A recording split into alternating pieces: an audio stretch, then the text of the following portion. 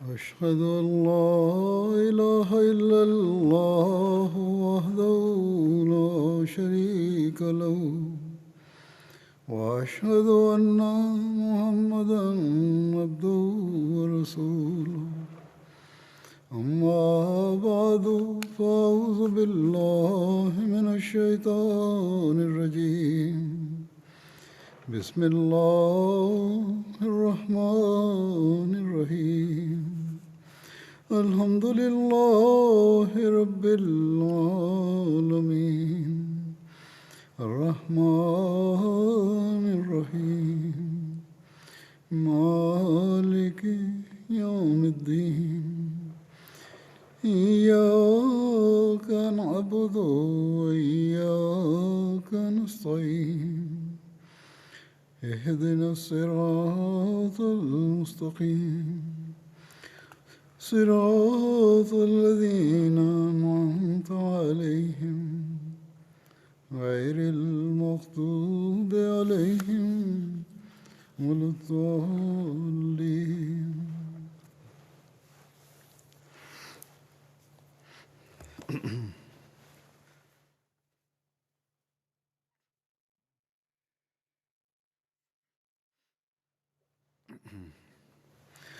بیس فروری کا دن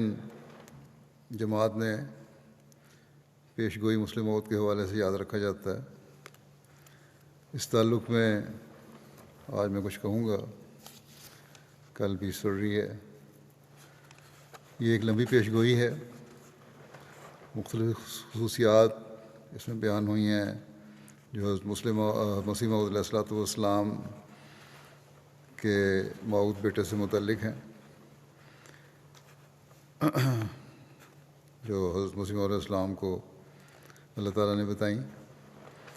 آج میں اس میں سے ایک پہلو کہ وہ علوم ظاہری و باطنی سے پر کیا جائے گا کے بارے میں حضرت مسلم موعود رضی اللہ عنہ کی اپنی تحریرات، تقاریر وغیرہ کے حوالے سے کچھ بیان کروں گا. اس میں کچھ حد تک اس پیش گوئی کا ایک پہلو کہ وہ سخت ذہین و فہیم ہوگا، اس کا بھی اظہار ہو جاتا ہے.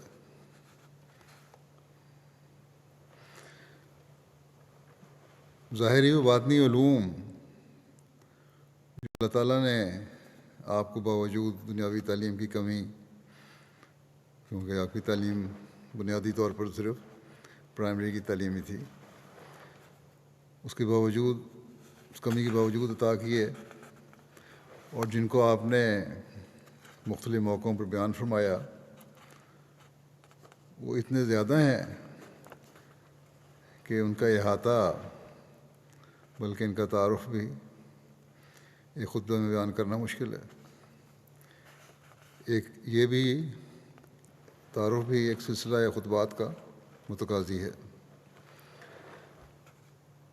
بس یہ تو ممکن نہیں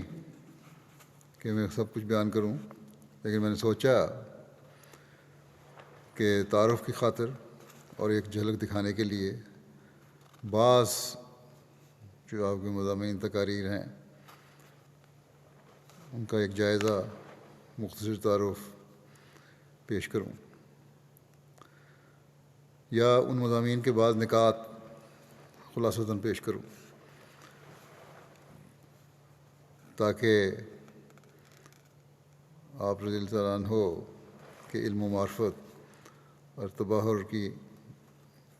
ہلکی سی جھلک سامنے آ جائے. یہ مضامین، تقاریر، تحریرات اللہ تعالیٰ کی توحید،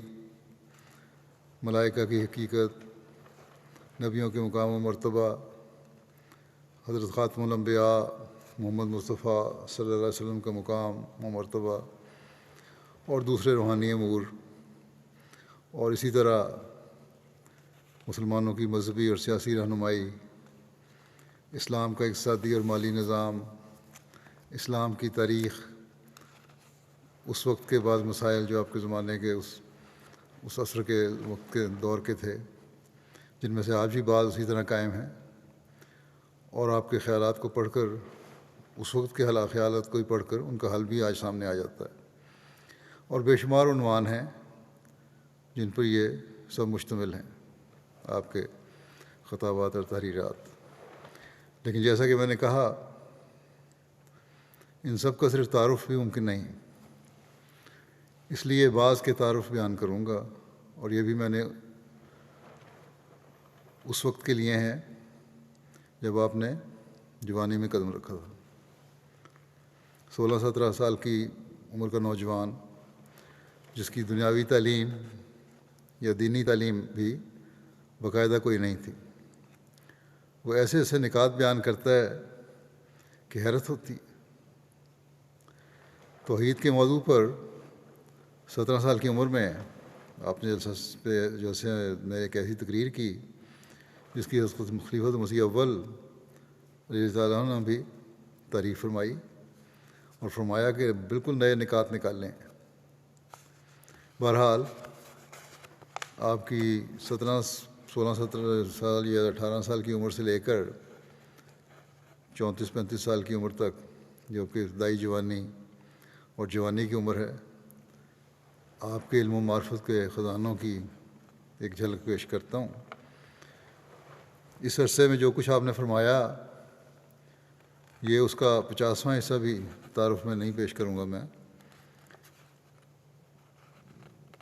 نہیں کر سکوں گا،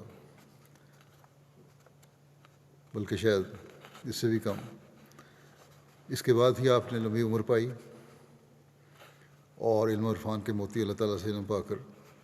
بکھیرتے چلے گئے۔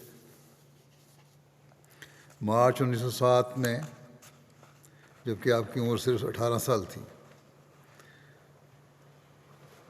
حضرت مسلم موعود نے ایک عظیم شان مضمون بعنوان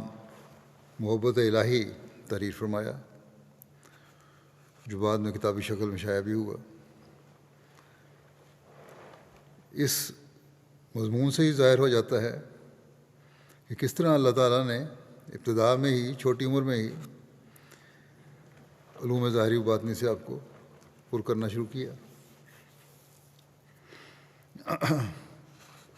آپ نے فرمایا خدا تعالیٰ نے آدمی کو پیدا ہی محبت کے لیے کیا ہے، اور اس کے پیدا کرنے کا مقصد اور غرض ہی یہی ہے کہ خدا تعالیٰ کی محبت میں سرشار ہو اور اس دائمی زندگی بخشنے والے سمندر میں ہمیشہ غوطہ زن رہے۔ دائمی زندگی کون سی ہے؟ اگلے جہان کی۔ محبت ہی کے نتیجے میں انسان گناہوں سے بچتا ہے اور درجات میں ترقی کرتا ہے، اور محبت ہی خدا شناسی کا موجب بنتی ہے۔ بدون محبت انسان کو خدا تعالیٰ کی حقیقت اور معرفت نصیب ہو ہی نہیں سکتی۔ آپ نے فرمایا پس ضروری ہوا کہ گناہوں سے بچنے کے لیے اور ترقی درجات کے لیے ہم اپنا تعلق خدا تعالیٰ سے بڑھائیں اور اپنے دل میں وہ اخلاص اور وہ محبت پیدا کریں جس سے کہ ہم خدا تعالیٰ کے قریب ہو جائیں، اور ہم ایک سورج کی طرح ہوں جس سے دنیا روشنی پکڑتی ہو۔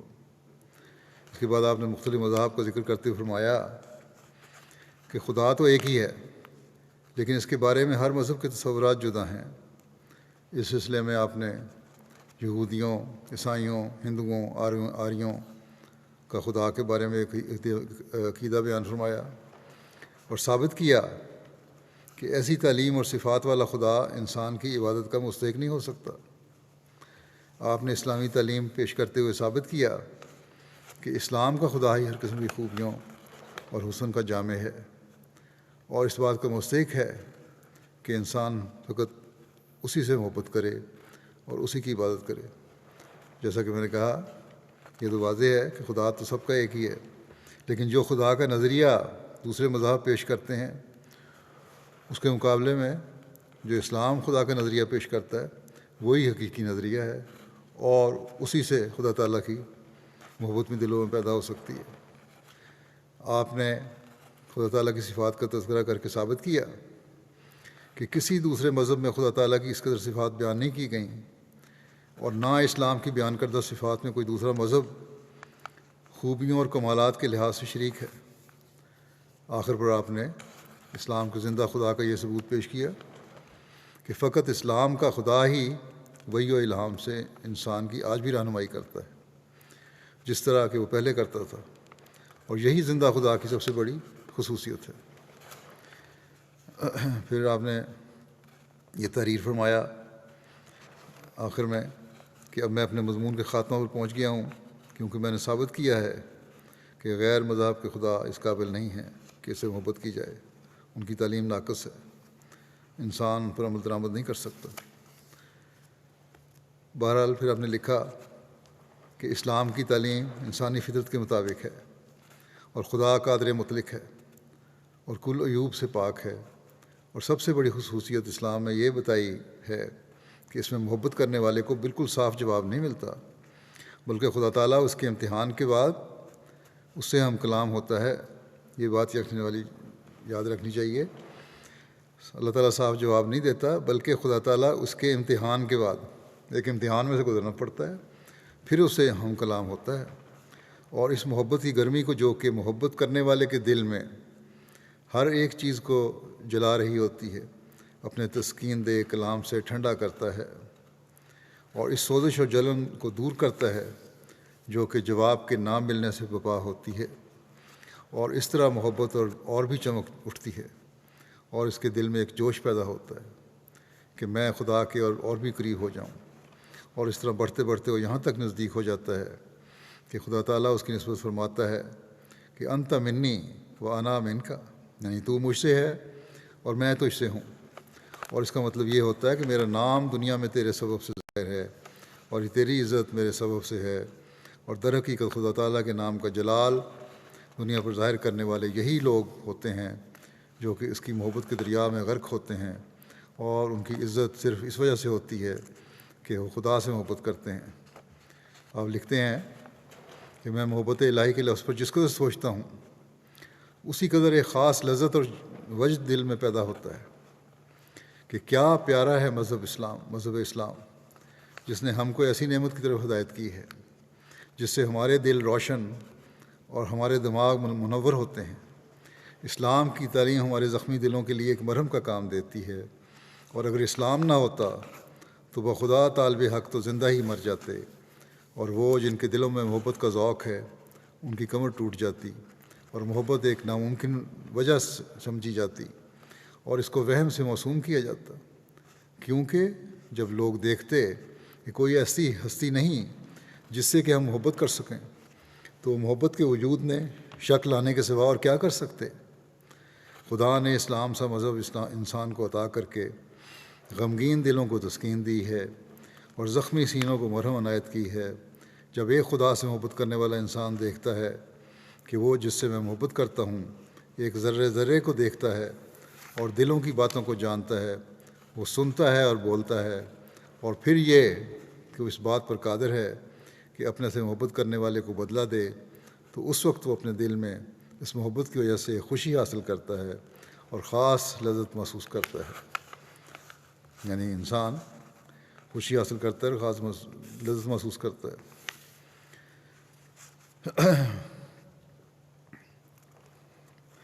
حضرت مسلم موعود نے 28 دسمبر 1908 کے جلسے میں ایک بڑے پرمغز خطاب فرمایا کہ ہم کس طرح کامیاب ہو سکتے ہیں اس موضوع پر۔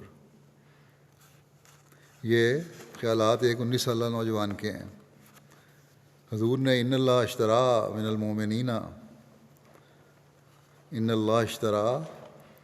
المومنین انفسہم و اموالہم بان لہم الجنہ وبشر المومنین، یہاں تک جو آیت ہے توبہ کی 111-12 پوری آیت، دونوں آیات بشر المومنین تک یہ تلاوت کی، اور اس کے بعد فرمایا ہر ایک شخص کو یہ سوچنا چاہیے کہ خدا نے مجھے کیوں پیدا کیا ہے،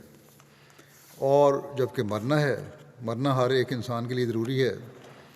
تو دیکھنا یہ ہے کہ مرنے کے بعد کیا ہوگا۔ جب چند روزہ زندگی کے لیے انسان اس قدر کوشش کرتا ہے اور تدبیریں کام میں لاتا ہے،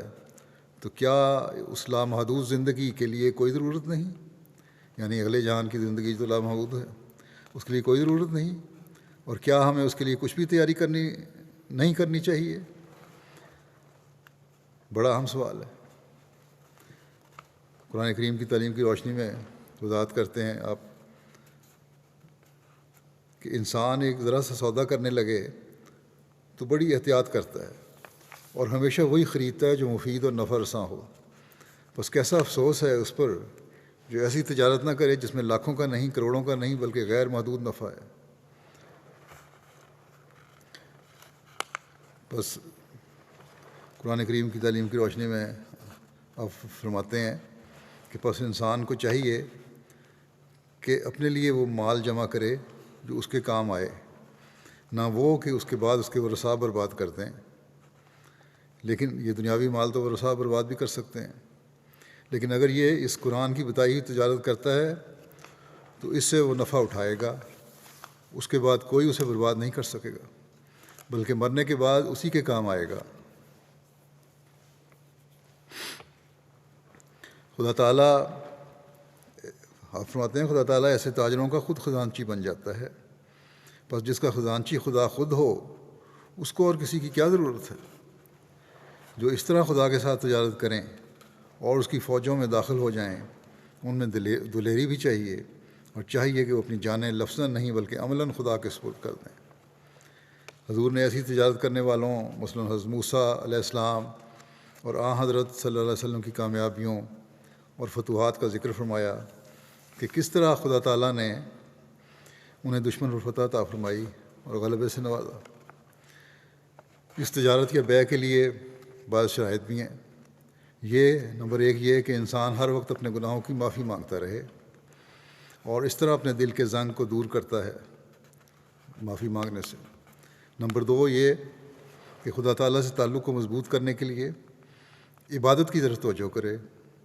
نمبر 3 یہ کہ حمد و شکر اور خدا تعالیٰ کے احسانوں کو یاد کرنے کا التزام رکھے۔ نمبر 4 یہ کہ امر بالمعروف کرے۔ نمبر 5 یہ کہ حدود الہیہ کی حفاظت کرے، اللہ تعالیٰ نے حدود مقرر کی ہیں ان کی حفاظت کرے۔ ان امور پر عمل کرنے والا مخلص مومن کامیاب و کامگار ہو کر خدا تعالیٰ کی طرف سے بشارتیں پاتا ہے۔ ان امور پر عمل کرنے والا مخلص کامیاب و کامگار ہو کر خدا تعالیٰ کی طرف سے بشارتیں پاتا ہے۔ پھر 1916 کے جلسے میں خلافت کے بعد دوسرے سال آپ نے ذکر الہی کے موضوع پر خطاب فرمایا، جس میں آپ نے نہایت اشوتے اور دلنشین انداز میں ذکر الہی اور اس سے متعلقہ امور کا ذکر کرتے ہوئے ذکر الہی سے مراد کیا ہے، اس کی ضرورت، اسی قسمیں اور فوائد پر روشنی ڈالی۔ آپ نے اسی مضمون میں موجودہ دور کے صوفیاء وغیرہ کے ذکر کی کیفیت بھی بیان فرمائی کہ ان کا انداز ذکر ان کی رسموں میں مبتلا اور خدا کے قرب سے دور کر رہا ہے۔ آپ نے وضاحت فرمائی کہ ذکر 4 قسم کا ہوتا ہے۔ پہلا ذکر نماز ہے، دوسرا قرآن کریم کا پڑھنا ہے، تیسرا اللہ تعالیٰ کی صفات کا بیان کرنا ہے اور ان کی تکرار اور اقرار کرنا اور اس کی تفصیل اپنی زبان سے بیان کرنا، چوتھا خدا تعالیٰ کی صفات کو علیحدگی اور تنہائی میں بیان کرنا، غور کرنا اور لوگوں میں بھی اس کا اظہار کرنا۔ اسی تسلسل میں آپ نے ذکر الہی کو مقبول بنانے کے لیے ذرائع اور ذکر الہی کے خاص اوقات بھی بیان فرمائے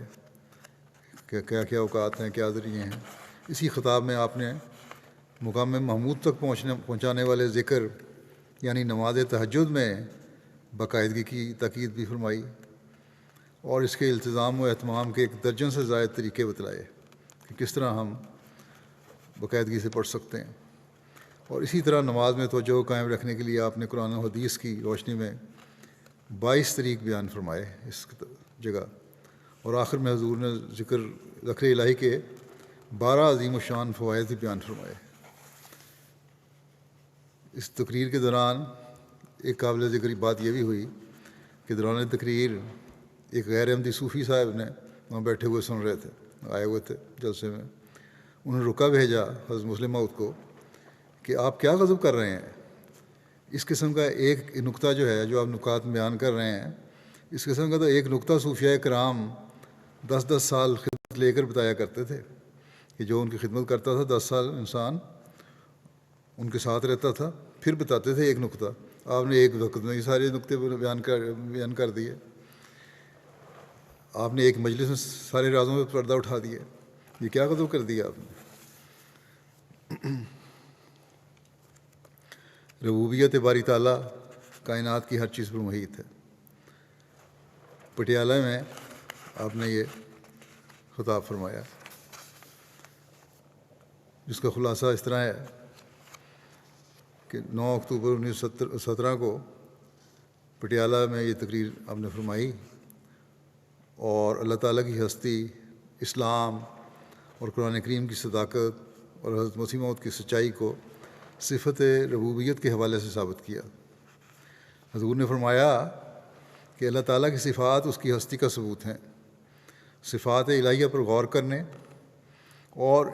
ان زبردست قدرتوں کا مشاہدہ کرنے سے جن کا ظہور ہمیشہ ہوتا رہتا ہے، ماننا پڑتا ہے کہ ضرور ایک زبردست عالم، دانا اور رحیم و کریم ہستی موجود ہے. حضور نے فرمایا کہ سورہ فاتحہ جو ام القرآن ہے،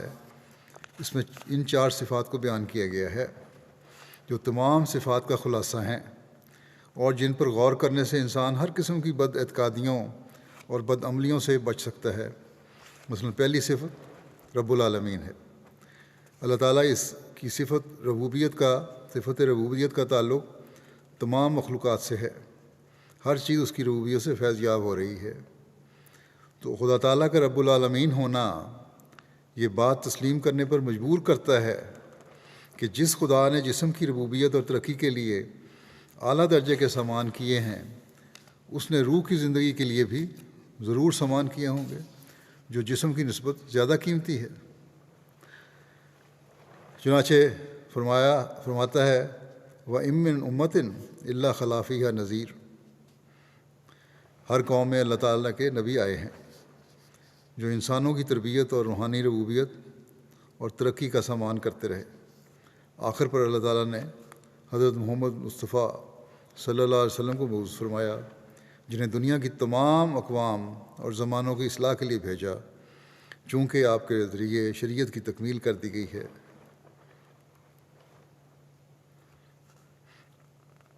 اس لیے حضور صلی اللہ علیہ وسلم نے فرمایا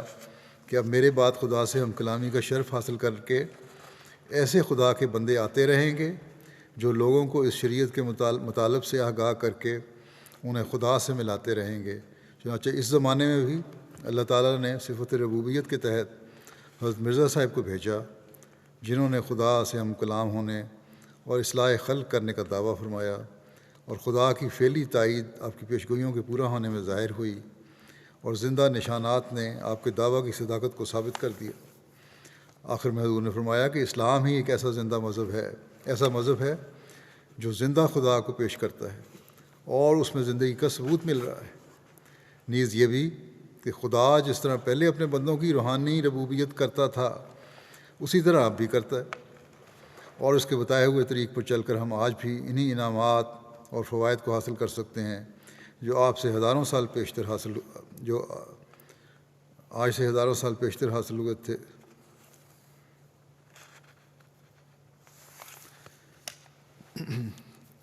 پھر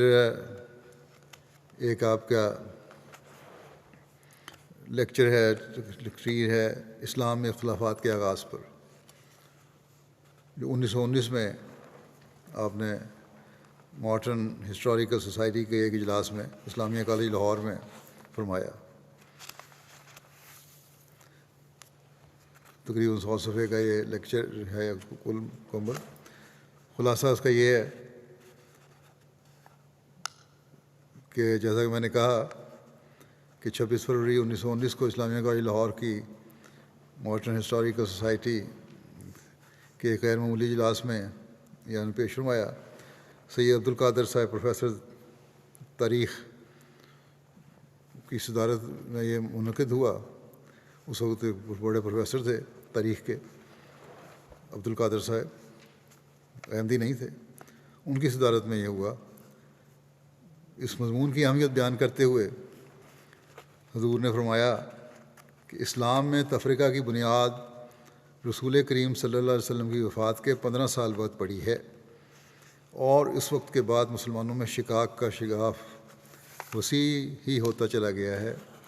اور اسی زمانے کی تاریخ نہایت تاریک پردوں میں چھپی ہوئی ہے، اور اسلام کے دشمنوں کے نزدیک اسلام پر ایک بدنما دھبہ ہے، اور اس کے دوستوں کے لیے بھی ایک سر چکرا دینے والا سوال ہے،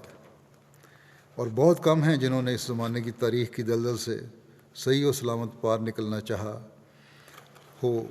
اور وہ اپنے مدعا میں کامیاب ہو سکے ہوں۔ اس لیے میں نے یہی پسند کیا کہ آج آپ لوگوں کے سامنے اسی کے متعلق کچھ بیان کروں۔ چنانچہ حضور کی جو تقریر فرمائی اس کی گراں قدر نصائح تھیں، تحقیق تھی، اس کا لب لباب یہ ہے کہ یہ خیال کہ اسلام میں فتنوں کے موجب بعض بڑے بڑے صحابہ ہی تھے، بالکل غلط ہے۔ حضور نے اپنے اس مقالے میں حضرت عثمان کے ابتدائی حالات، حضرت عثمان کا مرتبہ، رسول کریم صلی اللہ علیہ وسلم کی نظر میں جو تھا وہ کیا تھا، حضرت عثمان کا مرتبہ،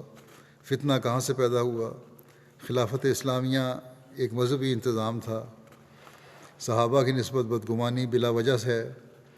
اس پر بحث کرتے ہوئے فتنے کی وجوہ اور حضرت عثمان کے زمانے میں اس کے شروع ہونے والے اسباب و عوامل بیان فرمائے۔ فتنہ کے بانی مبانی عبداللہ بن سبا کے حالات اور اس زمانے میں کوفہ، بصرہ، شام اور وہاں کے مسلمانوں کے عمومی مزاج پر روشنی ڈالی۔ حضرت عثمان پر یہ بھی اعتراض کیا جاتا ہے کہ انہوں نے اپنی مرضی سے ایسے امراء مقرر کر دیے تھے جو اس فتنے کا باعث بن رہے تھے۔ حضور اس کے متعلق اپنی رائے دیتے ہوئے فرماتے ہیں کہ غرض جو لوگ تحقیق کے لیے بھیجے گئے تھے وہ نہایت عظیم الشان اور بے تعلق لوگ تھے، اور ان کی تحقیق پر کسی شخص کو اعتراض کی گنجائش حاصل نہیں۔ بس ان تینوں صحابہ کا ما ان دیگر آدمیوں کے، یعنی حضرت عثمان نے جو بھیجے تھے مختلف جگہوں پہ تحقیق کے لیے، فرمایا کہ ان تینوں صحابہ کا ما ان دیگر آدمیوں کے جو دوسرے بلاد میں بھیجے گئے تھے متفقہ فیصلہ کر دینا کہ ملک میں بالکل امن و امان ہے، ظلم و تعدی کا نام و نشان نہیں، حکام عدل و انصاف سے کام لے رہے ہیں، ایک فیصلہ ہے جس کے بعد کسی شک کی گنجائش نہیں رہتی، اور صاف معلوم ہوتا ہے کہ یہ سب فساد چند شریر النفس آدمیوں کی شرارت اور عبداللہ بن سبا کی انگیخت کا نتیجہ تھا، ورنہ حضرت عثمان اور ان کے نواب ہر قسم کے اعتراضات سے پاک تھے، یعنی ان کے جو عامل مقرر کیے گئے تھے، گورنر تھے۔ حضرت عثمان اپنی طبیعت کے مطابق نرمی اور رحم دلی کی طرف مائل رہے، مفسدوں کی شرارت اور فتنہ پردازی پر یہی کہتے رہے کہ میں مسلمانوں کے خون سے اپنا ہاتھ رنگنا نہیں چاہتا۔ کبار صحابہ اور حضرت معاویہ نے اس سلسلہ میں قیام امن کے لیے بعض تجاویز پیش کیں، مگر حضرت عثمان رحم دلی کے طریق پر ہی قائم رہے، بلکہ معترضین کے منہ بند کرنے کے لیے ان کے مطالبات بھی جائز حد تک مان لیتے رہے۔ اختلاف روایات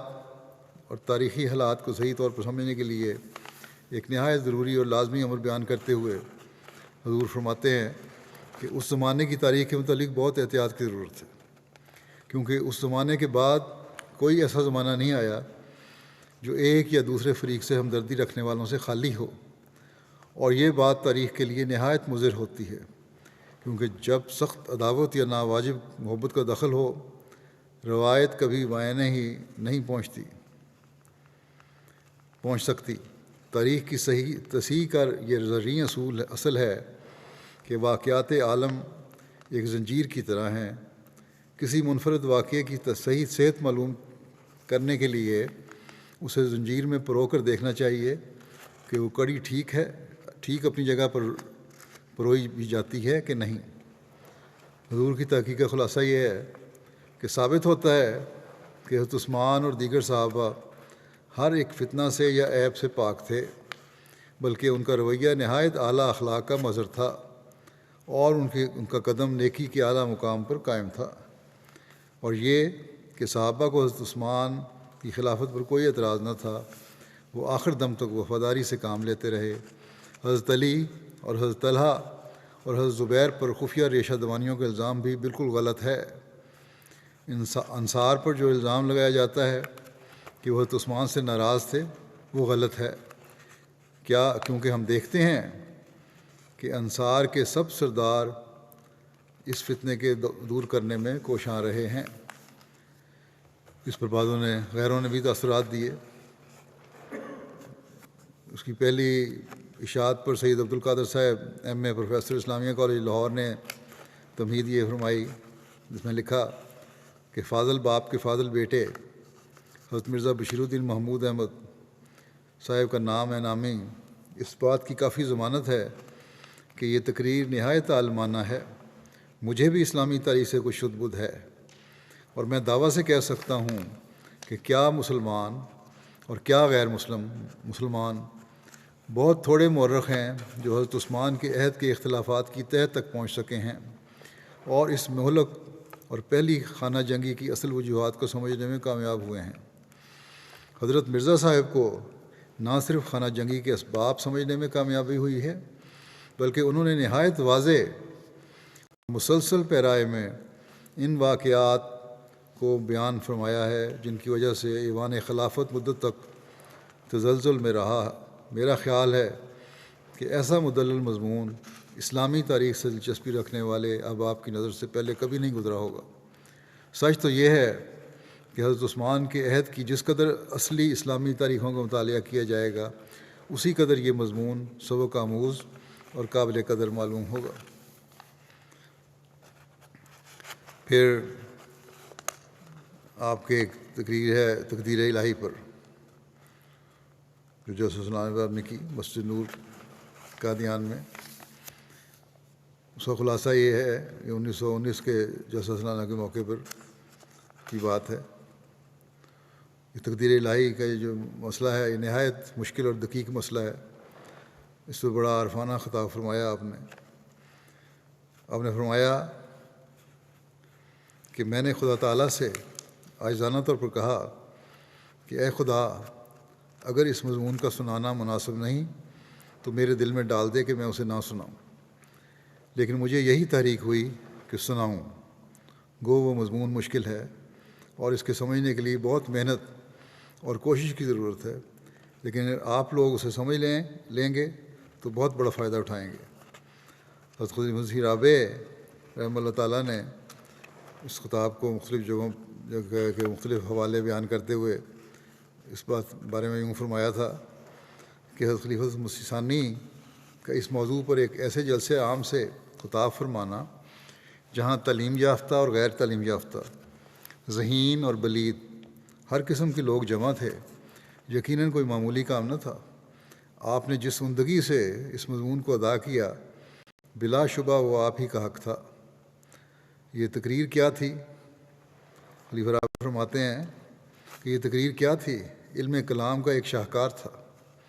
مسئلہ قضاء و قدر کی اہمیت اور آن حضرت صلی اللہ علیہ وسلم کے ارشادات بیان کرنے کے بعد آپ نے اس موضوع پر اظہار خیال فرمایا کہ مسئلہ تقدیر پر ایمان اور وجود باری تعالیٰ پر ایمان لانا لازم و ملزوم ہے۔ اس کے بعد آپ نے قضاء و قدر کے متنازع فی نظریات پر بحث فرما کر آن حضور صلی اللہ علیہ وسلم کے بعد ارشادات میں تطبیق فرمائی، اور اس کے بعد مسئلہ تقدیر کے نہ سمجھنے کے نتیجے میں انسان کو جو بڑی بڑی ٹھوکریں لگی ہیں ان کا ذکر فرمایا۔ پھر وحدت الوجود کے عقیدے کی غلطیاں ظاہر کرتے ہوئے 6 قرآنی آیات سے نہایت لطیف اور ٹھوس دلائل پیش کر کے اس عقیدے کا رد فرمایا۔ بعد ازاں اس کی دوسری انتہا کو بھی غلط ثابت فرمایا اور اس خیال کی بدلائل تردید کی کہ خدا گویا کچھ نہیں کر سکتا اور جو کچھ بھی ہے وہ تدبیر ہی ہے۔ علم الہی اور تقدیر الہی کو غلط ملت کرنے کے نتیجے میں انسانی فکر نے جو ٹھوکریں کھائی ہیں، اس کا نہایت عمدہ تجزیہ کر کے اس مسئلے کو خوب نکھارا ہے۔ پھر خلیفہ مسیح رابع فرماتے ہیں یہ تقریر تقدیر الہی کے مسئلے پر ہر پہلو سے بحث کرتی ہے اور مختلف قدیم و جدید اعتراضات کے جوابات بھی اس میں دیے گئے ہیں۔ تقدیر کے ذکر میں آپ نے 7 روحانی مقامات کا ذکر بھی فرمایا ہے جو تقدیر تقدیر الہی کے مسئلے کو صحیح معنوں میں سمجھ کر اس کے تقاضے پورے کرنے کے نتیجے میں انسان کو مل سکتے ہیں۔ تو یہ بہرحال یہ پڑھنے والی ہے، تقدیر الہی کے بارے میں سوال لوگ کرتے رہتے ہیں، ان کو یہ پڑھنی چاہیے۔ پھر ایک مسلمانوں کی رہنمائی کے لیے ایک موقع پر آپ نے جو نصائح فرمائیں معاہدہ ترکیہ اور مسلمانوں کا آئندہ رویہ، اس کے عنوان سے الہ آباد میں خلافت کمیٹی کے تحت کانفرنس ہوئی تھی، اس میں یہ بیان فرمایا۔ اس کا خلاصہ یہ ہے کہ جنگ عظیم اول کے بعد فاتح اتحادی ممالک نے دولت عثمانیہ سے صلح کی جو شرائط طے کیں وہ انتہائی ذلت آمیز تھیں۔ ان کی روح سے سلطنت ترکی کے حصے بکھرے کر دیے گئے تھے، اس کی بحری و بری اور ہوائی افواج نہایت محدود کر دی گئیں اور اس پر بعض اور کڑی پابندیاں بھی لگا دی گئیں۔ ان حالات میں ترکی کی سلطنت کے ساتھ صلح کی شرائط کے مسئلے پر غور کرنے اور مسلمانوں کے لیے آئندہ طریقے عمل سوچنے اور تجویز کرنے کے لیے 1 اور 2 جون کو 1920 کو الہ آباد میں خلافت کمیٹی کے تحت ایک کانفرنس کا انعقاد کیا جانا مقرر ہوا۔ جمعیت العلماء ہندوستان کے مشہور لیڈر جناب مولانا عبدالباری فرنگی محلی نے 30 مئی 1920 کو حضرت مسلم موعود کی خدمت میں ایک خط کے ذریعے اس کانفرنس میں اپنے خیالات کے اظہار کے لیے دعوت دی۔ چنانچہ حضور نے معاہدہ ترکیہ اور مسلمانوں کا آئندہ رویہ کے عنوان سے ایک دن میں یہ مضمون تحریر فرمایا اور اسے راتوں رات چھپا کر حضرت مولانا سید محمد سرور شاہ صاحب، حضرت سید ولی اللہ شاہ صاحب اور حضرت چودھری محمد رسول اللہ خان صاحب کے ذریعے بھجوایا۔ حضور نے اپنے اس مضمون میں معاہدہ ترکیہ کی شرائط کی نقائص کی نشاندہی فرما کر اس کے بعد اثرات سے بچنے کے لیے مسلمانوں کے سامنے بعض تجاویز پیش فرمائیں۔ حضور نے نہایت مدلل انداز میں اپنے موقف کو پیش کرتے ہوئے یہ واضح فرمایا کہ جو تجاویز ہجرت، جہاد عام اور گورنمنٹ سے قطع تعلق کرنے کی پیش کی جا رہی ہیں، یہ ناقابل عمل اور مسلمانوں کو نقصان پہنچانے والی ہیں۔ حضور نے اپنی طرف سے یہ تجویز فرمائی کہ مسلمان متفق اللسان ہو کر، یعنی ایک زبان ہو کر، اتحادی حکومتوں پر یہ واضح کر دیں کہ چونکہ انہوں نے ترکوں سے صلح کی شرائط اپنے تجویز کردہ قواعد کے خلاف رکھی ہیں اور اس معاہدے میں مسیحی تعصب دکھائی دیتا ہے، نیز ان شرائط میں سرمایہ داروں کیپٹلسٹ کے مفادات کو مد نظر رکھا گیا ہے، لہٰذا مسلمان اس فیصلے کو ناپسند کرتے ہیں اور اسے تبدیل کرنے کی اپیل کرتے ہیں۔ اس مضمون میں حضور نے مذکورہ تجویز کے علاوہ اسلام اور مسلمانوں کی ترقی اور بہبود کے لیے بلا تاخیر ایک عالمگیر لجنہ اسلامیہ یعنی معتمر عالم اسلامی قائم کرنے کی طرف بھی توجہ دلائی۔ آج جو کہتے ہیں یہ مسلمان اکٹھے جو بنائی ہے وہ بھی فیصلے نہیں کر سک رہی، لیکن اس کی تجویز بھی حضرت مسلم موعود نے دی تھی۔ اس مضمون میں جو حالات کا نقشہ کھینچا گیا ہے، آج بھی عمومی طور پر بعض مغربی طاقتوں کا مسلمانوں کی حکومتوں کے ساتھ یہی رویہ اور سلوک نظر آتا ہے۔ اس وقت جب یہ انٹرنیٹ وغیرہ کی سہولتیں بھی نہیں تھیں، یہ غیر معمولی تجزیہ جو آپ نے کیا تھا اور پھر جو مشورے دیے تھے، وہ آپ کے ساتھ اللہ تعالیٰ کی خاص تائید کی نشاندہی کرتا ہے، اور دنیا کے علم جو اللہ تعالیٰ نے آپ کو عطا کیا اور آپ کی ذہانت جو اللہ تعالیٰ نے کا وعدہ تھا اس کی نشاندہی کرتا ہے۔ پھر ایک آپ کی تقریر ہے ملائکۃ اللہ پہ، جو 1920 کی ہے، دسمبر 1920 کی، 28 دسمبر کی۔ 2 دن یہ تقریر کی، بیت النور میں ارشاد فرمائی۔ ملائکۃ اللہ کا یہ مضمون اسلام کے بنیادی اصول اور ایمانیات میں داخل ہے، باوجود اس کے کہ یہ مضمون نہایت باریک و دقیق ہے۔ حضور نے اسے نہایت آسان اور بصیرت افروز انداز میں پیش فرمایا۔ حضور نے قرآن کریم کی روح سے ملائکہ کی حقیقت و ضرورت، ان کی اقسام، ان کے فرائض و خدمات کے علاوہ فرشتوں کے وجود پر دلائل اور ان سے متعلق شبہات و اعتراضات کے مفصل اور مدلل جواب دیے۔ مضمون کے آخر پر حضور نے فرشتوں سے تعلق پیدا کرنے اور ان سے فیض حاصل کرنے کے 8 ذرائع بیان فرمائے، یعنی نمبر 1، جس انسان پر جبرائیل نازل ہو اس کے پاس بیٹھنے سے، نیک لوگوں انبیاء کے ساتھ صحبت سے، صالحین سے، انبیاء کے صحبت سے۔ نمبر 2 یہ کہ رسول کریم صلی اللہ علیہ وسلم پر درود بھیجنے سے۔ اور نمبر 3 یہ کہ انسان کے قلب میں یہ تحریک ہو کہ عفو اور درگزر کو قائم کرے اور بدظنی کو ترک کرے۔ نمبر 4 یہ کہ انسان تسبیح اور تحمید کرے۔ نمبر 5 یہ کہ قرآن کریم کی تلاوت کی جائے غور سے۔ 6 یہ کہ جو کتابیں ایک ایسے شخص کی لکھی ہوں جس پر فرشتے نازل ہوتے ہیں ان کو پڑھنے سے، اس زمانے میں حضرت مسیح علیہ السلام کی کتبیں پڑھنی چاہیے۔ نمبر 7 یہ کہ جس مقام پر ملائکہ کا خاص نزول ہوا ہو انسان وہاں جائے۔ بعض شاعر اللہ ہیں، مقامات ایسے ہیں، وہاں جانا چاہیے۔ اور نمبر 8 یہ کہ خلیفہ کے ساتھ تعلق ہو۔ یہ ساری باتیں آپ نے اس میں بیان فرمائیں۔ پھر ضرورت مذہب، یہ بھی آپ کا لیکچر ہے جو 5 مارچ 1921 کو لاہور میں کالج کے بعض طلباء کے سوالوں کے جوابات کے طور میں دیا آپ نے۔ اس کی تفصیل اس طرح ہے خلاصتاً کہ 4 مارچ 1921 کو ایک مقدمے میں شہادت کی غرض سے حضرت مسلم موعود لاہور تشریف لے گئے اور 4 سے 7 مارچ تک وہاں مقیم رہے۔ 5 مارچ کو کالج کے بعض طلباء نے حضور سے ملاقات کے دوران مندرجہ ذیل 3 سوالات پوچھے۔ اول یہ کہ مذہب کی کوئی ضرورت نہیں، نہ اس سے کوئی فائدہ ہے، ہاں لوگ اگر اس کو بعض ظاہری فوائد حاصل کرنے کے لیے اختیار کر لیں تو برا نہیں، تو اس پر روشنی ڈالیں۔ دوسری یہ کہ دیگر مذاہب میں بھی بعض ایسے لوگ پائے جاتے ہیں جو پیش گوئیاں کرتے ہیں، پھر اسلام کی یہ خصوصیت نہ رہی کہ کوئی پیش گوئیاں ہوئی ہیں اس کی۔ سوم یہ کہ حضرت مرزا صاحب کے سلسلے کا پھیلنا ان کی صداقت کا ثبوت نہیں، کیونکہ روس میں لینن کو بھی بڑی کامیابی ہوئی ہے۔ حضور نے ان تینوں سوالوں کے نہایت آسان پیرائے میں مدلل جواب ارشاد فرمائے اور بتایا کہ مذہب کی ضرورت کا سوال خدا کی ہستی سے وابستہ ہے۔ ضرورت مذہب کے نام سے ہی چھپی ہوئی ہے۔ فرمایا کہ مذہب کی ضرورت کا سوال خدا کی ہستی سے وابستہ ہے۔ اگر خدا ہے تو مذہب کی بھی ضرورت ہے، اور خدا کی ہستی کا ثبوت اس کا اپنے بندوں سے کلام کرنا ہے۔ اور اس دور میں حضرت مسیح موعود علیہ السلام کی پیش گوئیاں پوری ہو رہی ہیں اور خدا تعالیٰ کی ہستی کا ثبوت فراہم کر رہی ہیں۔ دوسرے سوال کے جواب میں حضور نے بتایا کہ انبیاء اور دیگر لوگوں کی پیش گوئیوں میں بنیادی فرق یہ ہوتا ہے کہ دوسرے لوگ اپنے علم کی بنا پر پیش گوئیاں کرتے ہیں اور وہ قیاس کا رنگ رکھتی ہیں، جبکہ انبیاء کی پیش گوئی خدا تعالیٰ کی طرف سے ہوتی ہے، مخالف حالات میں ہوتی ہے،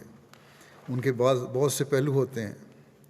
ان میں شوکت اور حاکمانہ اقتدار ہوتا ہے۔ اور تیسرے سوال کے جواب میں حضور نے فرمایا کہ حضرت مرزا صاحب کو جو ترقی حاصل ہوئی ہے اس ترقی کے بارے میں حضرت مرزا صاحب کا دعویٰ پہلے سے موجود ہے اور اس کے مطابق ہی ترقی ہوئی ہے، اس لیے یہ کہنا غلط ہوگا کہ حضرت مرزا صاحب کی ترقی ان کی صداقت کی علامت نہیں اور دوسروں کی ترقی بھی ہو رہی ہے۔ تو بہرحال یہ ایک تفصیلی مضمون ہے لمبا۔ پھر ہستی باری تعالیٰ پر 1921 میں آپ نے ایک تقریر فرمائی،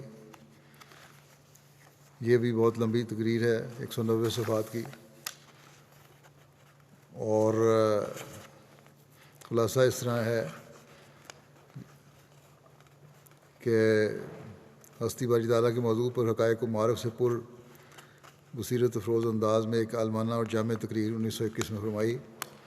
حضرت مسلم موعود نے اپنی اس تقریر میں ہستی باری تعالیٰ کے 8 دلائل اور ان پر پیدا ہونے والے اعتراضات کے جواب ارشاد فرمائے۔ خدا تعالیٰ کی صفات سے خدا کی ہستی کا ثبوت فراہم اور صفات الہیہ کی اقسام بھی بیان فرمائیں، ثبوت فراہم فرمایا اور صفات الہیہ کی اقسام بھی بیان فرمائیں۔ اللہ تعالیٰ کے متعلق اہل یورپ کے خیالات زرتشتیوں کے خیالات، ہندوؤں کے خیالات اور آریوں کے تصورات کے بالمقابل اسلام کی خدا تعالیٰ سے متعلق تعلیمات تفصیل سے بیان فرمائیں۔ علاوہ ازیں حضور نے اپنی اس تقریر میں شرک کی تعریف اور اس کی اقسام بیان کرتے ہوئے ان کا رد بیان فرمایا، اور روایت الہی، روایت کے مدارج و درجات، اس کے فوائد اور اس روایت کے حصول کے طریق و ذرائع بھی بیان فرمائے۔ پھر ایک آپ نے تصنیف فرمائی 1921 میں تحفہ شہزادہ ویلز کے نام سے۔ شہزادہ ویلز کی ہندوستان آمد کے موقع پر ان کو پیش کی گئی، کہ اس کا اس طرح خلاصتاً یہ ہے کہ برطانیہ عظمیٰ کے ولی عہد شہزادہ ویلز دسمبر 1921 میں ہندوستان کے دورے پر آئے۔ یہ وہی شہزادے ہیں جو بعد میں ایڈورڈ ہشتم کہلائے اور 1936 میں چرچ آف انگلینڈ سے اختلاف کر کے تخت سے دستبردار ہو گئے۔ حضرت مسلم موعود نے ان کی ہندوستان آمد کے وقت تحفہ شہزادہ ویلز کے عنوان سے ایک کتاب تصنیف فرمائی، اور حضور کی تجویز کے مطابق جماعت احمدیہ کے 32,208 ممبروں نے ایک آنا فی کس جمع کر کے اس کتاب کی اشاعت کا انتظام کیا، اور جماعت احمدیہ کے ایک وفد نے لاہور میں 27 فروری 1922 کو گورنمنٹ پنجاب کے توسط سے پرنس آف ویلز کی خدمت میں ایک ایڈریس کے ساتھ یہ کتاب اسلام کے بے نظیر تحفے کی صورت میں پیش کی۔ حضرت مسلم موعود نے اس مختصر عالمانہ تصنیف میں حکومت وقت سے وفاداری کے اظہار کے علاوہ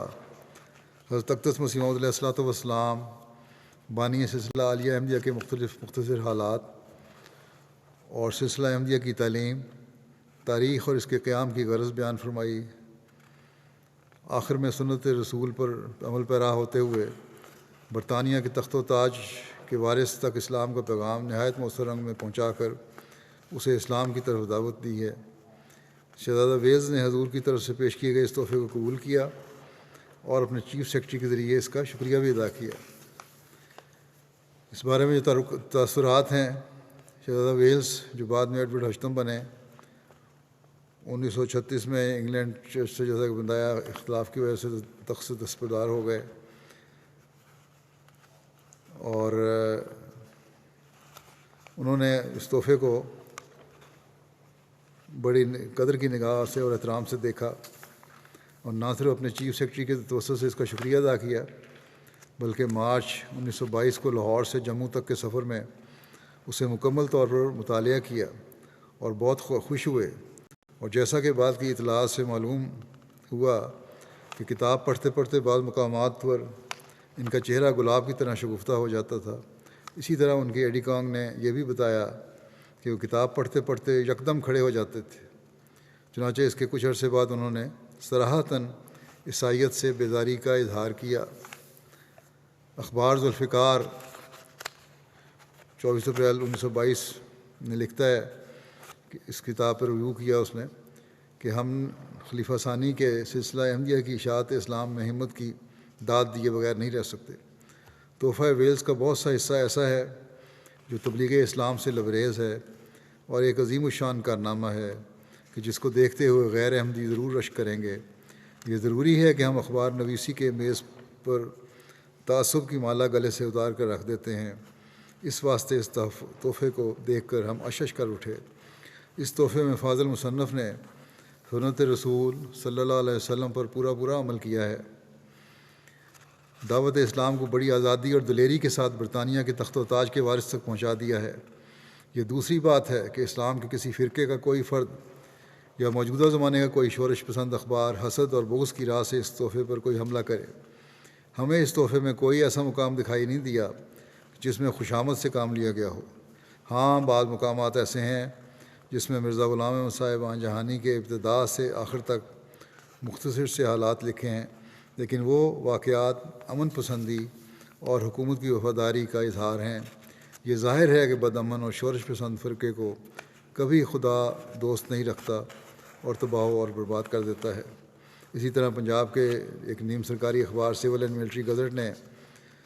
اب لکھا 1922 18 اپریل کی اشاعت میں کہ یہ تسلیم کرنا ہی پڑتا ہے کہ نہایت قابلیت اور علمیت کے ساتھ اپنے دلائل کو آسن رنگ میں پیش کیا گیا ہے، قطع نظر اس کے کہ اس کی وسیع غرض ایک تبلیغی کوشش ہے، خواہ پرنس آف ویلز احمدی ہوں یا نہ ہوں۔ اس میں شک نہیں کہ اس کتاب کی قدر و قیمت میں اور ان لوگوں کے لطف میں کمی نہیں ہو سکتی جو مذہب میں اور خاص کر ہندوستان اور برطانیہ کے بے شمار مذاہب میں دلچسپی رکھتے ہیں۔ بیرونی دنیا پر بھی اس کتاب نے گہرا اثر ڈالا۔ مغربی ممالک میں تو اس نے تولیغ اسلام کا ایک نیا راستہ کھول دیا۔ چنانچہ ویانا جو آسٹریا کا کیپٹل ہے، وہاں کے ایک پروفیسر نے جو 3 زبانوں کا ماہر تھا، پڑھ کر بے حد خوشی کا اظہار کیا اور افسوس کیا کہ وہ بوڑھا ہو گیا ہے، ورنہ دنیا بھر میں اس کی اشاعت کرتا۔ حضرت مفتی محمد صادق صاحب نے امریکہ سے لکھا کہ اس کتاب نے امریکہ کو بہت متاثر کیا ہے، بلکہ ایسا معلوم ہوتا ہے گویا امریکہ کے علمی تقاضوں کے مطابق یہ کتاب لکھی گئی ہے۔ مغربی ممالک کے علاوہ افریقہ میں بھی اس کا اثر ہوا۔ چنانچہ نیروبی کے اخبار لیڈر نے لکھا کہ گو میں عیسائی نہیں مگر عیسائیوں کے گھر پیدا ہوا ہوں اور ان کے لٹریچر کو خوب سمجھتا ہوں، لیکن جو کچھ مجھے اس کتاب سے حاصل ہوا ہے اور جو میں نے حاضر اٹھایا ہے اسے بیان نہیں کر سکتا۔ اس کتاب کا لکھنے والا گو مسلمان ہے، لیکن شبہ غالب ہے کہ وہ عیسائیوں میں سالہ سال تک رہا ہے اور ان کے لٹریچر کو اس نے غور سے پڑھا ہے، ورنہ یہ بہت مشکل ہے کہ وہ عیسائیوں کو ایسی پتے کی باتیں اس دھڑلے سے سنائے۔ آج تک کوئی ایسی کتاب میری نظر سے نہیں گزری جو مذہبی بنیاد پر لکھی گئی ہو اور تعصب سے مبرہ رہی ہو۔ اس شان کی یہ پہلی کتاب ہے۔ اسی طرح احمدیت یعنی حقیقی اسلام، یہ 1924 میں آپ کی ایک تقریر ہے، ایک ویمبلے کانفرنس میں جو تھی اس کا خلاصہ پڑھا گیا تھا۔ ایک کتاب تو بہت موٹی ہے، 250 صفحات کی۔ 1924 میں یہ ویمبلے کانفرنس منعقد ہوئی تھی اور دنیا کے تمام مذاہب کی چوٹی کے علماء کو دعوت دی گئی کہ وہ اپنے اپنے مذہبی خوبیوں کے بارے میں لیکچر دیں۔ اس میں حضرت مسلم موعود کو بھی شرکت کی دعوت دی گئی۔ حضرت مسلم موعود نے اس کانفرنس کے لیے احمدیت یعنی حقیقی اسلام کے نام سے 24 مئی تا 6 جون 2 ہفتے سے بھی کم عرصے میں ایک ضخیم کتاب تصنیف فرمائی۔ پھر اس کا خلاصہ حضرت مسلم موعود کی موجودگی میں حضرت چودھری محمد رسول اللہ خان صاحب نے اس کانفرنس میں پڑھ کر سنایا۔ یہ لیکچر ایسا منفرد اور اچھوتا تھا کہ عیسائیت کے بڑے بڑے لیڈر بھی بے اختیار بول اٹھے کہ بلا شبہ اس مضمون میں جو خیالات بیان کیے گئے ہیں وہ تربیت اور دلائل اور اپنی خوبی و حسن کے لحاظ سے اچھوتے اور منفرد ہیں۔ چنانچہ اس لیکچر کے ذریعے خدا نے احمدیت یعنی حقیقی اسلام کا پیغام دنیائے مذہب کے بڑے بڑے لیڈروں کو اس طرح پہنچانے کا موقع دیا کہ وہ بھی اسلام کی حقانیت کا اقرار کرنے پر مجبور ہو گئے۔ اس کتاب میں حضرت مسلم موعود نے اسلام کی حسین تعلیم کی مختلف جہات پر نہایت شاندار انداز میں روشنی ڈالی۔ سب سے پہلے آپ نے سورہ صافات کی آیات سے یہ ثابت کیا کہ یہ جو مذہبی کانفرنس منعقد ہو رہی ہے، اس قسم کی کانفرنسوں کا انعقاد کی خبر آج سے 1300 سال پہلے قرآن مجید نے دے دی تھی۔ اس کے بعد آپ نے جماعت احمدیہ کا تعارف کروایا اور دلائل قاطعہ سے ثابت کیا کہ احمدیت اور حقیقی اسلام ایک ہی چیز کا نام ہے۔ اس کے بعد آپ نے مذہب کے 4 مقاصد بیان کیے۔ اس ذیل میں سب سے پہلے خدا تعالیٰ کے بارے میں اسلام کا جو تصور ہے اسے کھول کر بیان کیا، واضح کیا کہ اسلام انسان سے اپنے خدا کے ساتھ کس طرح کا تعلق رکھنے کی امید کرتا ہے، خدا تعالیٰ کی طرف سے بندے پر کیا کیا ذمہ داریاں عائد کی گئی ہیں، اور حضرت مسلم موعود نے اس شبے کا ازالہ بھی کیا کہ اسلام اس طرح کی تعلیم دیتا ہے کہ اسباب سے کام ہی نہ لیا جاوے بلکہ سب کام خدا پر چھوڑ دیے جائیں، یعنی ہاتھ پیر ہلانے کی ضرورت نہیں ہے۔ یہ الزام لگایا جاتا ہے اس مسلمانوں پر۔ حضرت مسلم موعود نے فرمایا کہ قرآن کریم کی آیات سے ثابت ہے کہ اسلام ہرگز یہ تعلیم نہیں ہے، اسلام کی ہرگز یہ تعلیم نہیں ہے، بلکہ اسلام کی تعلیم تو یہ ہے کہ اسباب سے بھرپور کام لیا جائے، جو ذرائع ہیں ان کو استعمال کیا جائے، پھر خدا پر توکل کیا جائے۔ توکل ہرگز ترک اسباب کا نام نہیں ہے۔ توکل کرنا تو ترک اسباب کا نام نہیں ہے، بلکہ اس امر پر یقین کا نام ہے کہ خدا تعالیٰ ایک زندہ خدا ہے۔ پھر حضرت مسلم موعود نے اس امر پر روشنی ڈالی کہ اس وقت صرف اسلام ہی ہے جو انسان کو خدا تعالیٰ سے ملا سکتا ہے، کیونکہ اسلام کا یہ دعویٰ ہے کہ جو بھی اسلام کی بتائی ہوئی تعلیم کے مطابق عمل کرتے ہوئے خدا سے اس وصال کی تڑپ رکھے، خدا ضرور اس کو مل جاتا ہے۔ حضرت مسلم موعود فرماتے ہیں کہ اس شبے کا ازالہ صرف اسلام ہی کرتا ہے کہ اس کی تعلیم پر چل کر ایسے لوگ پیدا ہوتے رہتے ہیں جو کہ صفات الہیہ کے مظہر ہوتے ہیں، اور جو پہلے خود اپنی ذات پر صفات الہیہ کا پرتاؤ ڈالتے اور پھر دوسروں کو اس کا نشان دکھاتے ہیں اور ہستی باری کا کامل عرفان بخشتے ہیں۔ چنانچہ اس زمانے میں اللہ تعالیٰ نے اس غرض کے لیے کہ لوگ اس کے وجود کو پہچانیں اور شک و شبہ کی زندگی سے پاک ہوں، حضرت مسیح موعود کو بھیجا تھا۔ اس کے بعد حضرت مسلم موعود نے اخلاق کی مختلف جہات کے بارے میں تفصیل سے بحث کی ہے اور ثابت کیا ہے کہ اسلام کی اخلاقی تعلیم بھی سب سے کامل ہے اور کوئی دوسرا مذہب اس کا مقابلہ کر ہی نہیں سکتا۔ پھر آپ نے اخلاق حسنہ کے اصول اور اخلاق سیئہ سے بچنے کے ذرائع کے بارے میں تفصیل سے روشنی ڈالی ہے اور اخلاق کی درستگی کے بارے میں اسلام کی جو تعلیم ہے اس کو بیان کیا ہے۔ اس کے بعد آپ نے تمدن کے بارے میں اسلام کی تعلیم بیان کی ہے اور نہایت لطیف پیرائے میں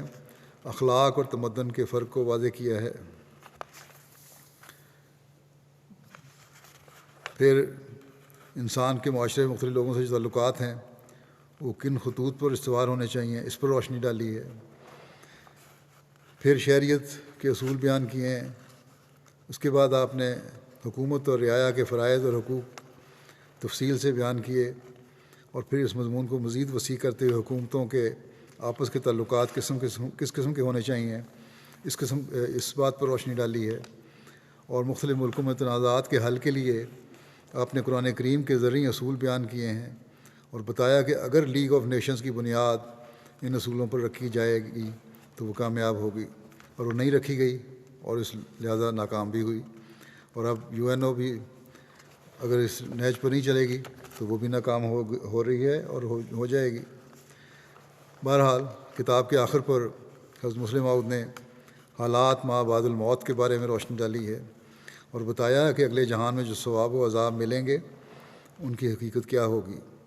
اس کتاب میں صرف حضرت مسیح موعود علیہ السلام کی تعلیمات کا ذکر نہیں کیا، بلکہ آپ نے ان تعلیمات پر عمل کرنے والوں کی مثالیں بھی دی ہیں اور انہوں نے کس طرح اپنی زندگیوں میں انقلاب پیدا کیے، اور حضرت مسیح موعود علیہ السلام کی تعلیم کا ان پر کس قدر اثر ہوا کہ ان میں بعض نے اپنی جانیں قربان کر دیں، لیکن حضرت مسیح موعود علیہ السلام کی تعلیم کو چھوڑنا پسند نہیں کیا۔ آخر پر حضرت مسلم موعود نے تمام دنیا میں بسنے والوں کو قبول احمدیت کی دعوت دیتے ہوئے خوشخبری دی ہے کہ ان مصائب کے دور ہونے کا وقت آ گیا ہے، اور اگر وہ اس دور کے فرستادے کے ہاتھ پر اکٹھے ہو جائیں گے تو وہ دین و دنیا کی فلاح پائیں گے۔ مضمون کے خاتمے پر پریزیڈنٹ جو تھے اس نے مختلف الفاظ میں ریمارکس کرتے ہوئے کہا کہ مجھے زیادہ کہنے کی ضرورت نہیں، مضمون کی خوبی اور لطافت کا اندازہ خود مضمون نے کرا لیا ہے۔ میں صرف اپنی طرف سے اور حاضرین جلسہ کی طرف سے مضمون کی خوبی ترتیب، خوبی خیالات اور اعلیٰ درجے کے طریقے استدلال کے لیے حضرت خلیفۃ المسیح کا شکریہ ادا کرتا ہوں۔ حاضرین کے چہرے زبان حال سے میرے اس کہنے کے ساتھ متفق ہیں،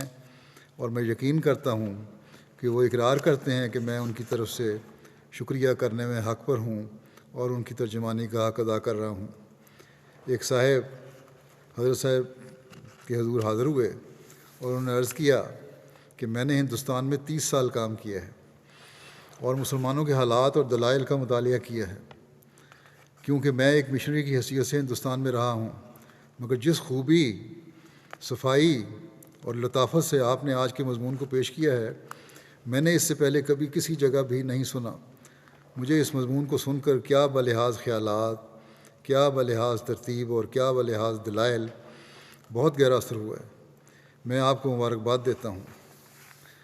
ایک اور صاحب آئے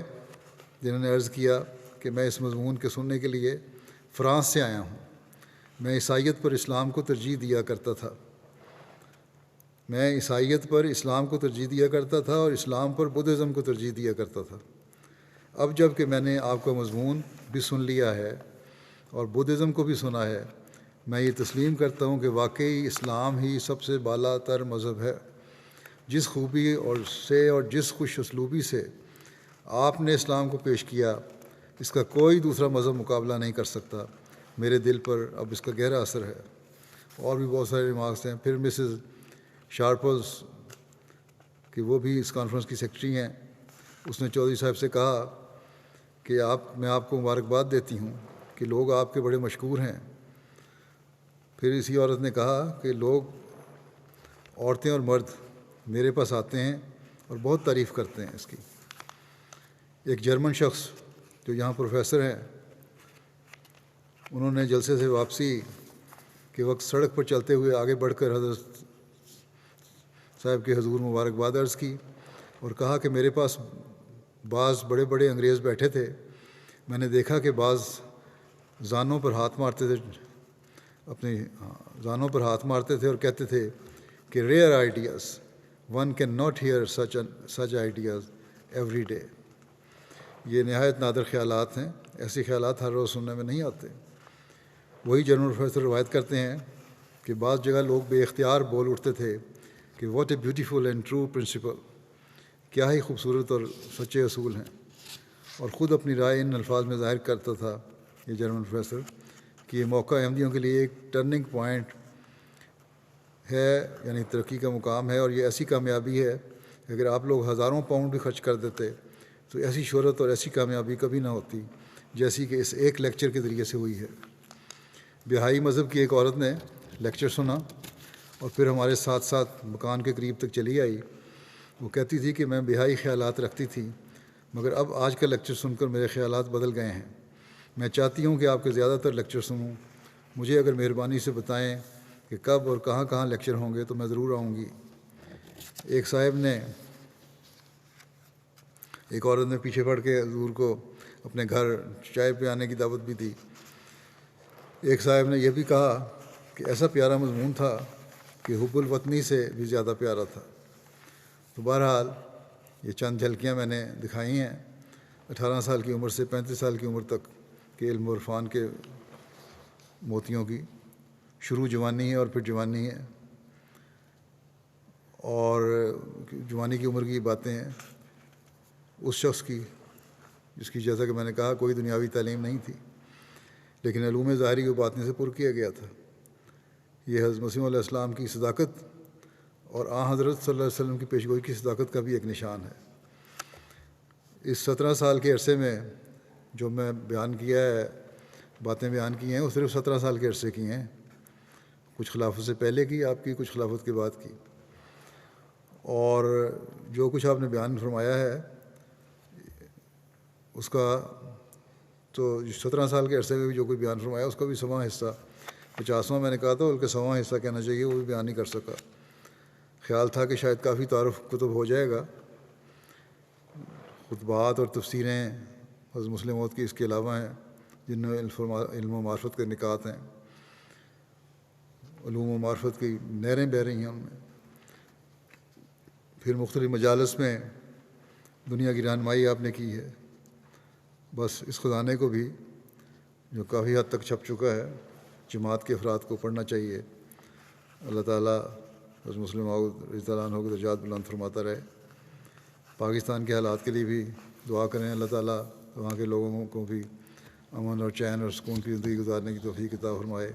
اور مخالفین کے حملوں اور مکروں کو اپنے فضل سے ملیہ میٹ کر دے۔